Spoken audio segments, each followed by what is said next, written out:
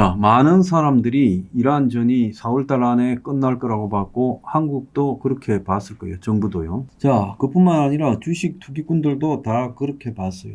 돌아가는 양상을 보면 전쟁이 5월을 넘겨서 오늘로서 5월하고 4일째고, 자, 미국이 호르무즈 해협을 뚫기 위한 작전을 프로젝트 프리덤이라는 이름으로 발표했어요. 이거는 뭐냐? 결국 미국이 지상전 상륙 작전을 통해서 해협을 장악하겠다.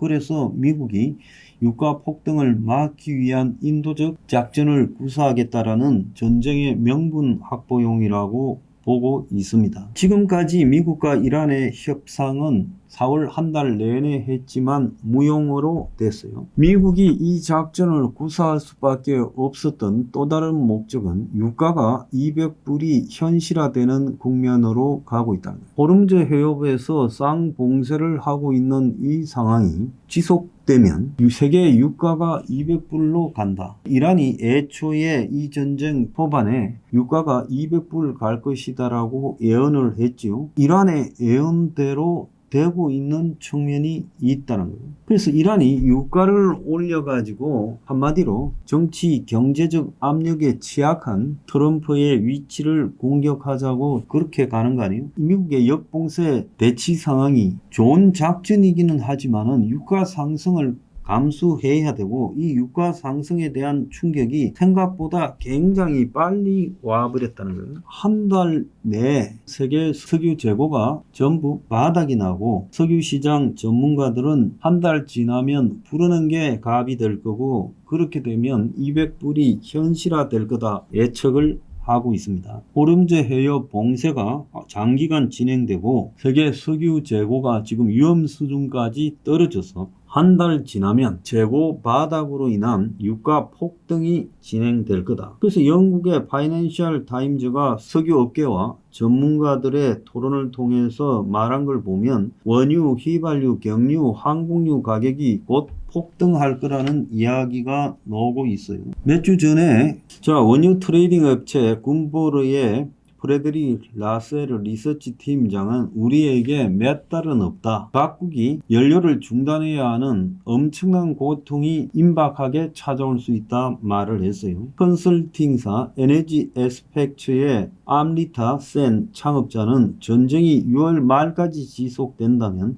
모든 석유 재고가 바닥이 날 거고 유가는 부르는 게 갑이 될 거고 완충지대가 없다라고 말을 했어요. 그래서 원유와 석유 제품 모두 심각한 가격 상향을 예상한다. 이렇게 언급을 했습니다. 브런트유 선물 가격이 150불에서 200불로 예상이 되고 있고 6월 달에 인도되는 브렌트유 6월물은 이번 주 장중 126달러까지 갔다가 110달러로 내려갔지만은 지금 미국이 전쟁을 하면서 보내는 메시지가 유가 현실을 제대로 반영하지 못하고 있다는 걸 사람들이 깨닫고 있고 이달까지 호르무즈 해협의 봉쇄가 이어진다면 유가가 140불에 육박했던 2002년 우크라이나 러시아전 상황을 초과할 거다라고 이야기가 나오고 있어요. 자, 미국의 휘발유 재고가 2억 2200만 배럴이 있는데 재고가 2100만 불을 지나면 가관인 상황이 발생하게 될 거다라는 이야기를 하고 있습니다. 제가 금요일날 4부에 유가 200불이 현실화된다는데 주말 사이에 이런 보도가 지금 나오고 있습니다. 자, 오늘 아침에도 주동 미군이 감축된다라는 실행에 옮겨진다라는 보도가 나왔고 5,000명보다 더 많은 주동 미군을 감축하고 있다. 그것뿐만 아니라 토마호크나 극초음속 미사일 부대도 독일 배치가 철회된다. 트럼프가 이 말을 언급한 지 이틀 만에 미국 국방부가 철수를 공식적으로 발표했어요. 문제는 이 문제가 동맹국을 겨냥한 트럼프의 안보 경제 보복이 본격화된다는 거고 이란전에 대해서 협조하지 않고 또 최근에 미국과 뺐다간 모습이 본격적으로 연출되고 이재명의 이스라엘 발언이 있었던 한국에도 이 문제가 적용될 수 있고 주한미군의 불통이 튈 수 있다는 거예요. 독일이 나토의 미 전술핵 기지인데요. 거기에 독일에 있는 미군들이 공군기지에 핵폭탄 무기를 가지고 있고 미국의 유럽, 아프리카 사령부가 다 거기 있고 독일이 서부 유럽을 공격했을 때 나토국을 공격했을 때 그걸 막는 모든 거점이 독일에 있어요. 전술핵이 거기 다 있는데 트럼프가 이런 결정을 하게 되면 실제 이 미군 감축이 현실화된다. 그래서 미국의 핵무기도 철수할 거다. 그런 것들이 러시아 푸틴에게 매우 잘못된 신호를 주게 되면서 푸틴이 서유럽을 침략하고 미국이 중심이 되는 나토의 공동방위 전선이 무너졌다. 이렇게 지금 해석이 될 수 있다는 겁니다. 이게 가시화되니까 그 공포가 상당히 지금 심각하게 드러나고 있죠. 그런데 애초에 이런 결정을 유발한 것은 독일의 총리 메르츠입니다. 메르츠가 지난달 4월 27일 미국은 전략이 없고 이란에 굴욕을 당하고 있고 사실상 이란이 이겼다. 이렇게 말하면서 미국의 이란전을 굉장히 강하게 비판했는데요. 그 다음날 트럼프가 메르츠는 이란이 핵무기를 가져도 괜찮다고 생각하고 자기가 무슨 말을 하고 있는지도 모른다. 독일이 경제적으로나 다른 면으로 부진하는 것이 당연한 것 아닌가. 그러고 난 뒤에 하루 만에 독일 주둔 미군을 줄이겠다고 말했는데 이틀 만에 국방부가 구체적으로 줄이는 숫자가 5,000명이 더 될 수도 있다면서 실행에 올리고 토마호크 미사일이나 극초음속 미사일 같은 핵심 무기도 빼겠다는 거예요.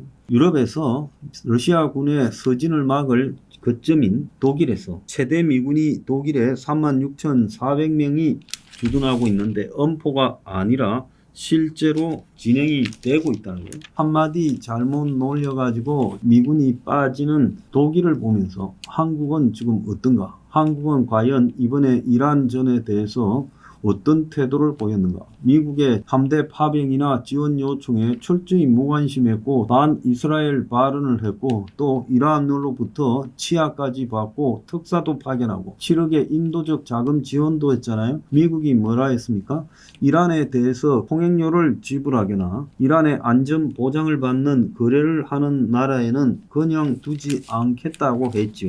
독일뿐만 아니라 한국 또한 최근에 제가 앞서 언급한 문제를 빼고 DMZ의 문제, DMZ 출입의 문제, 정동영이의 핵 관련 정보 공개 문제, 미국 정부의 이 정보 제한 문제, 또 전시 작전권 이양 문제, 그리고 군사훈련 축소 문제 등 전방위로 논란이 계속되고 있고 몇 달간 주한 미 공군 사령관이 자리를 이탈해서 이란에 공격하는 데 가 있다는 거예요.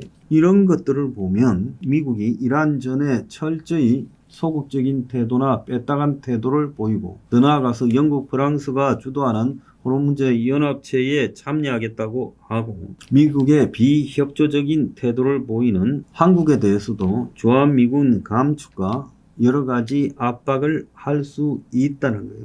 그래서 미국 입장에서 보면 핑계를 메르츠 발언으로 잡았지 실제로 외국에 주둔하는 미군을 대폭 줄이겠다라는 부분에서 독일이 걸렸던 거예요. 마찬가지로 대북 억지에서 중국 견제로 주한미군의 역할이 변모하고 있는 상황 속에서 재래식 북한의 위협은 한국이 막겠다고 한국의 이재명이 또한 얼마 전에 큰 소리 쳤잖아요. 세계 군사력 5위 국가가 뭐 외국 군대 없이는 안 되냐고 말을 했지 않습니까? 핵에 대한 비대칭 전력 부분을 갖다가 도외시하고 찌부린 거죠. 자, 그런데 미국이 각국 대사관을 통해 가지고 해양자유연합이라는 호르무즈 해협 연합체를 만들 거니까 여기에 어떻게 할 건지 입장을 갖다가 밝혀라. 영국, 프랑스 주도하는 데 들어가는 거는 그거는 안 된다. 우리가 주도하는데 들어와라. 자, 여기에 대해서 이재명이 이제 어떻게 답을 할 건가?